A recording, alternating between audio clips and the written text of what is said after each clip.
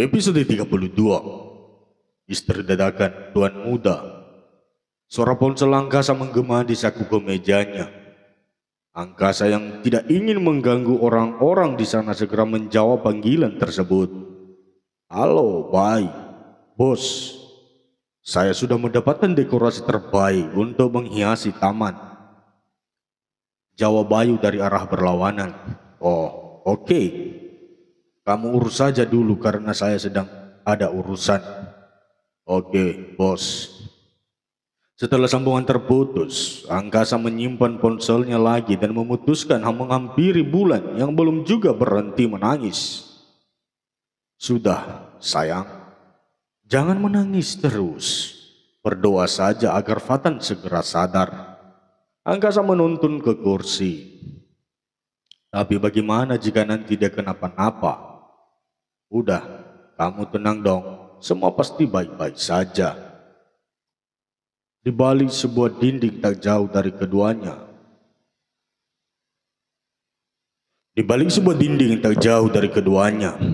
Pak Dewo rupanya menguping pembicaraan mereka. Angkasa sangat tulus pada Bulan. Bagaimana jika nanti Angkasa justru kesulitan melepas Bulan? Gumam Pak Dewo ragu. Namun bagaimanapun nanti akhirnya, Pak Dewo tidak akan memisahkan mereka sekarang juga. Justru ia pun punya jalan lain agar Bulan semakin terikat dengannya. Sayang, aku ke belakang sebentar ya. Angkasa beranjak dari duduknya menuju toilet. Di sanalah Pak Dewo berkesempatan menemui Bulan. Bulan, panggilnya setelah dirasa aman. Bulan yang hendak masuk ke ruangan Fatan langsung menghentikan langkahnya dan berbalik. Ayah. Pak Dewo menatap tajam ke arah Bulan. Ia tidak akan menyiakan kesempatan itu. Bulan, ayah punya alasan untuk ini. Pak Dewo memulai percakapan. Bulan mengernyit. Maksud ayah? Tentu ada hal penting yang ingin Pak Dewo sampaikan. Aku sudah mendengar semuanya. Ayah akan membayar kamu dengan banyak uang, ujar Pak Dewo. Bulan mencoba mencerna ucapan Pak Dewo. Benar saja, orang tua itu punya tujuan tertentu. Aku akan membawa Fatan berobat ke luar negeri besok. Jika kamu bersedia menukarnya dengan memberi keturunan untuk Angkasa. Bulan tercekap, bibirnya terasa bergetar. Ucapan Pak Dewo bagaikan gemuruh petir di siang bolong. Tapi kan, ayah sendiri yang bilang tidak akan meminta aku untuk itu. Bola mata yang tadinya hampir mengering kembali berembun. Bulan, uang yang aku berikan sudah hampir 1 miliar. Tapi saat ini Angkasa masih berduka ketika kamu melakukan penolakan. Mungkin di depanmu dia sabar, tapi hatinya sangat kecewa, nak. Pak Dewo terpaksa mengungkit apa yang sudah diberikannya pada gadis itu. Jika kamu setuju, aku akan mengirim orang mengaku menjadi keluarga Fatan untuk membawanya. Tapi kamu tenang saja, aku sendirilah yang mendampingi Fatan berobat. Tapi ya, Bulan tak mampu berucap. Aku bukan istrinya, mana mungkin bisa seperti itu. Air mata itu lagi-lagi jatuh berderai. Pak Dewo sebenarnya juga tidak ingin, tapi ia sangat mengharapkan Angkasa merasakan bahagia seutuhnya. Jika Angkasa mengenalmu sebagai Bulan, ayah akan menikahkan kalian, nak. Tapi kau datang sebagai Sekar yang sudah dinikahinya secara resmi dan dengan pesta yang sangat besar, kata Pak Dewo lagi. Ayah, tolong jangan memaksa Bulan untuk itu. Bulan takut, ayah. Gadis itu berlutut dan memohon. Pak Dewo meleguk salivanya. Ada rasa iba, tetapi harus berubah menjadi manusia tak berhati demi putranya. Kau tidak tahu seperti apa Angkasa setelah kematian Sekar, Bulan. Ayah tidak ingin ia semakin hancur jika mengetahui siapa dirimu sebenarnya. Tugas Pak Dewo menambahkan, tolong ya, aku akan berusaha membuat Angkasa merelakan kepergian Sekar tapi bukan dengan jalan itu. Melas bulan lagi. Dadanya terasa sesak seolah tertimpa beban yang berat. Jalan seperti apa, nak? Tanya Pak Dewo.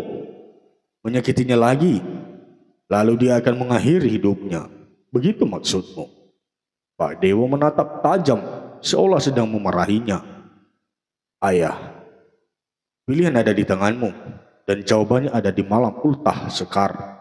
Atau aku akan menghentikan pembuatan Fatan. Pak Dewo mengancam lalu meninggalkan Bulan yang benar-benar kalut. Berkali-kali menghapus air matanya tetapi saja tidak mengering. Bulan berusaha mengangkat tubuhnya agar kuat berdiri, tapi rasanya begitu lemas. Bulan yang tadinya mau mengecek kondisi Fatan mengurungkan niatnya. Namun tiba-tiba saja suara Fatan mengagetkan dirinya.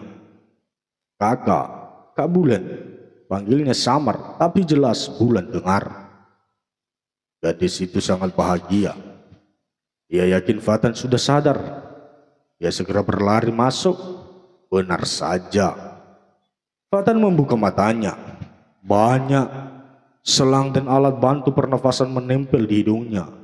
Nafas bocah itu terdengar berat dan tidak beraturan. Fatan, kamu bangun. Sayang, tolong jangan pergi. Kakak tidak akan sanggup kehilangan kamu, Dek. Bulan memeluknya erat-erat menunjukkan pada Fatan kalau ia benar-benar takut kehilangan. Aku mendengar semuanya, Kak. Berjanjilah, jangan menjual diri karena kakak demi Fatan, ucapnya.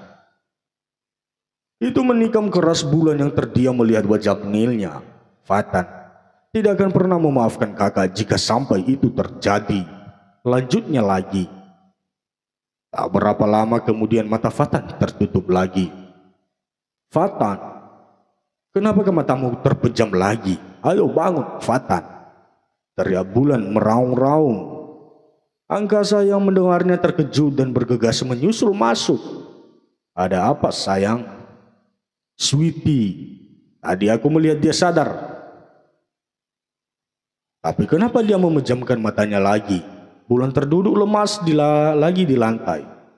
Pikirannya berbelit-belit bak benang kusut. Selama ini Bulan sudah melakukan yang terbaik demi nafas adiknya itu. Tapi mendengar pernyataan Fatan barusan yang merasa gagal menjadi seorang kakak.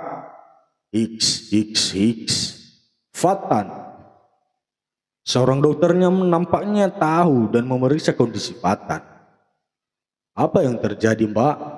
Tanya dokter itu. Tadi dia sadar, Dok. Bahkan berbicara dengan aku. Bulan mempraktikkan posisi sebelumnya. Dokter masih belum yakin dan memeriksa ulang. Fatan masih koma, Pak. Mungkin itu hanya halusinasinya saja. Delik dokter itu. Bagaimana mungkin? Bulan mengelak. Aku melihat dia membuka matanya. Bulan tetap pada pendiriannya. Dokter itu menghela nafas kasar. Ia tidak percaya dengan apa yang Bulan jelaskan. Mbak, tolong sabar. Beri dia semangat agar cepat melewati masa kritisnya. Seorang dokter juga tentu menggigitkan. Yang terbaik untuk seorang pasien yang ditanganinya. Iya, Dok. Maaf sudah merepotkan. Potong angkasa.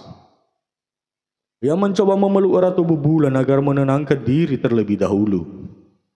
Fatan akan baik-baik saja, sayang. Bersabarlah. Semua butuh waktu, tidak bisa seperti yang kita mau. Angkasa memberi pengertian. Bulan mulai hening tapi tak bisa menjauhkan tatapannya dari wajah Fatan. Ia tidak sedang bermimpi. Fatan benar-benar berbicara dengannya. Itu bukan halusinasi, tapi sangat nyata karena mata kepalanya sendiri yang melihatnya. Kesengsaraan harus Bulan terima setiap waktu di dalam hidupnya. Bahkan adiknya pun seolah sedang dirampas darinya. Tidak punya tempat mengadu apalagi berbagi. Siapa angkasa? Dia hanya orang asing yang menganggapnya orang lain. Tak bisa mengurai beban, justru malah menambah jalan yang berlubang semakin dalam. Aku sudah hancur. semua telah hilang. Tidak ada yang memihakku untuk bahagia. Semua menekan keadaanku. Ayah, ibu, di mana kalian? Mengapa membiarkan kami seperti ini? Di mana tanggung jawab kalian sebagai orang tua? Kalau aku tahu akan terlahir dari orang tua kejam seperti kalian, aku akan meminta pada Tuhan agar tidak pernah dilahirkan di dunia ini.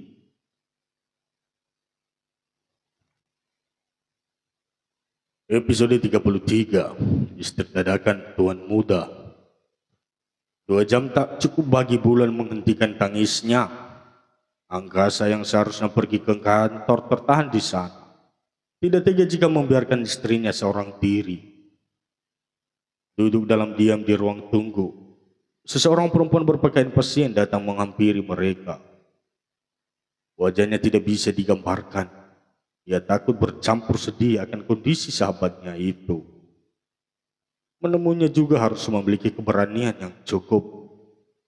Ia yakin Bulan tidak akan bisa memaafkannya dengan mudah. Bulan, panggil Maya. Ia berdiri tepat di depannya ditemani selang infus. Wajah pucat pasti tercetak di wajah Maya. Bulan yang masih menyandar di pundak angkasa langsung mendongak ke arah orang yang selama ini pura-pura baik terhadapnya. Bulan memandangi dengan penuh kebencian. Ia benar-benar terluka akan perbuatan Maya dan Mawar. Sampai tega mendua di belakangnya. Siapa yang?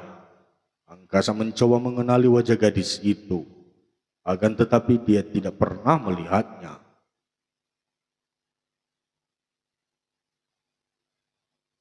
Kenalkan, saya Maya. Perempuan tersebut mengeluarkan tangan ke arah angkasa dan hampir disambutnya sebelum akhirnya Bulan menepis lengan Maya. Mau apa ke sini? Aku tidak butuh kebaikan palsu darimu. Ucapan Bulan terdengar kasar dan ketus. Maya menyadari perubahan sikap Bulan. Saya hanya ingin menjenguk Fatan. Jawabnya lirih. Tidak mampu berkata banyak. Bulan berdiri lalu menggeret Maya menjauh. Angkasa yang tidak tahu permasalahan mereka hanya melihat pada keduanya. Aku tidak butuh kebaikanmu, Mai. Oh iya, apa kamu tidak datang bersama Awan tadi? Sedang apa di sini? Kamu sakit? Bulan mengamati pakaian dan tiang infus yang dipegangnya. Maya mengangguk. Awan baru saja menjengukku. Jawabnya jujur. Oh iya, sakit apa? Bulan bersedekap menatap sinis. Maya nampaknya ragu-ragu untuk menjawab. Ia takut Bulan akan semakin marah. Kenapa diam? Apakah juga takut untuk mengaku? Maya menatap bingung wajah sahabatnya. Ia tidak tahu harus mengatakan apa. Maaf Bulan, aku pergi saja. Maya akan pergi, tapi Bulan menahan dengannya kata-kata. Aku tahu, mungkin kau sedang sakit akibat hubungan dengan Awan. Maya tercekap dan kembali memutar tubuhnya. Ia ingin mengatakan sesuatu yang membelenggu hatinya, tapi membuka mulut saja rasanya terlalu sulit. Ia yakin jika dirinya jujur, ungkapan tersebut akan mengoreskan kebencian Bulan semakin dalam. Semoga Fatan cepat sembuh. Usai mengatakan itu, Maya meninggalkan Bulan yang terus melihatnya sampai masuk ke ruangan di mana Maya dirawat. Cih, kenapa kamu jahat, Maya? Decih Bulan lirih. Selama ini dia selalu berbagi dengan sahabatnya itu, baik curhat tentang Fatan ataupun Awan. Namun Bulan tidak menyangka kejujurannya membuat peluang Maya merampas kekasihnya. Kau mengenalnya? Angkasa sudah berdiri tepat di belakang Bulan. Gadis itu tidak menjawab dan kembali ke tempat duduk. Angkasa mengekor dan melakukan hal serupa. Meraih tangan Bulan dan menggenggam sejenak lalu menciuminya. Apa kalian punya masalah? Bulan sudah memperkirakan hal itu. Angkasa tidak akan berhenti bertanya sebelum mendapatkan jawaban darinya. Dia dulu sahabatku, tapi pengkhianat. jawab bulan. Sejenak menerawang jauh mengamati beberapa orang yang tengah mengobrol menunggu keluarga mereka yang juga sedang sakit. Tidak tahu jika di antara mereka mungkin saja tidak berumur panjang seperti yang bulan khawatirkan pada Fatan. Soal Lopo, tanyanya lagi sambil mengalihkan anak rambut yang mengganggu wajah bulan. Bulan menoleh ke arah angkasa lalu tersenyum getir. Biasalah masalah cewek, jawabnya lagi, mencoba menghela nafas dan menghembuskannya perlahan. Kamu tidak ke kantor? Bulan ganti bertanya, menggapai tangan angkasa ke pangkuannya guna melihat jam yang melingkar di sana. Enggak, aku mau di sini menemani kamu. Angkasa mencubit ujung hidung bulan dengan sayang. Bulan serasa seperti bidadari. Bagaimana tidak? Seorang pemuda tampan siap siaga menghibur dan menemaninya dalam kesedihan. Tahu bagaimana cara membuat hatinya merasa tenang. Kebaikannya, haruskah aku merelakan hidupku? Terbesit pikiran kacau di otak bulan. Perasaannya benar-benar tersentuh akan perlakuan angkasa setiap waktu mereka bersama.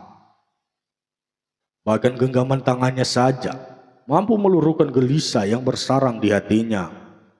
Sweetie, jika Fatan sembuh dan aku ingin dia tinggal bersama kita, apa kamu akan menerimanya? Jawaban angkasa adalah penentu keputusannya. Angkasa tergelak, lalu menggaruk pelipisnya. Mengamati wajah bulan seolah sudah menempel di dalam bola matanya walaupun nanti mereka tengah berjauhan. Bukan hanya sekedar menerimanya.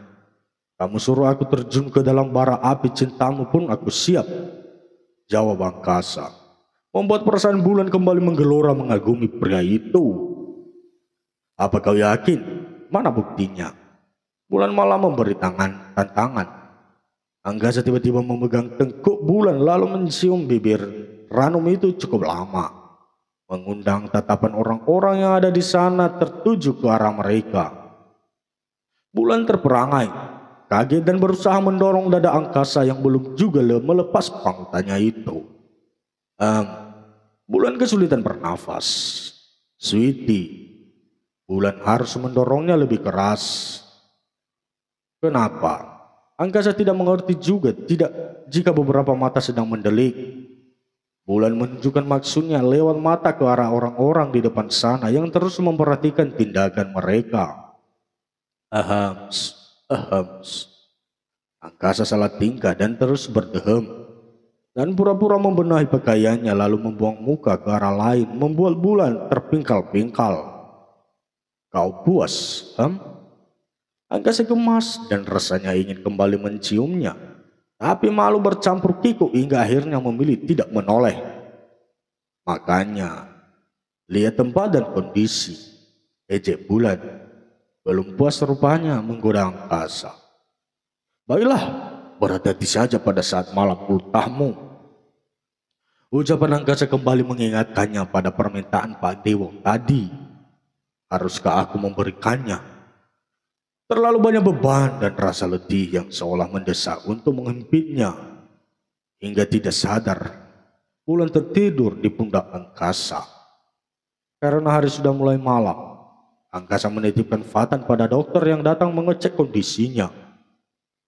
Suasana juga cukup lengang, membuatnya memutuskan membopong tubuh Bulan menuju mobil. Menidurkannya di kursi belakang dengan posisi miring. Banyak bantalan di dalam bagasi belakang yang terpaksa harus angkasa taruh di bawah, takut jika nanti Bulan melorot jatuh. Dalam perjalanan, angkasa tidak mengeluarkan suara apapun, hanya mengecek kondisi Bulan lewat kaca spion belakang. Diingatnya lagi soal kata-kata Bulan di rumah sakit yang ingin membawa Fatan tinggal bersama. Sesungguhnya angkasa sangat yakin jika Bulan juga sangat menginginkan anak seperti dirinya, tapi tidak mengakui. Benar yang dikatakan Bayu, tentu Bulan masih merasa takut terhadapnya. Aku tidak sabar menunggu malam itu, sayang. Di sepanjang jalan angkasa senyum-senyum sendiri, seperti orang gila, hingga tidak sabar sudah sampai di halaman rumah. Pak Dewo dan Bu Arumi rupanya tengah berbincang-bincang soal pesta yang akan angkasa gelar. Ayah yakin akan pergi di hari bahagia angkasa? Iya, Bu. Itu semua juga untuk masa depannya, jawab Pak Dewo. Tapi bagaimana jika angkasa kecewa? Bu Arumi tidak mengerti jalan pikiran suaminya itu. Pak Dewo tidak memberi tahu soal permintaannya pada bulan. Soal uang, ibu tidak masalah. Ya, yang penting angkasa segera pulih, ujar Bu Arumi lagi. Maksud ibu apa? Angkasa yang masih mendekap bulan muncul dan menimpali dengan nada keingintahuan.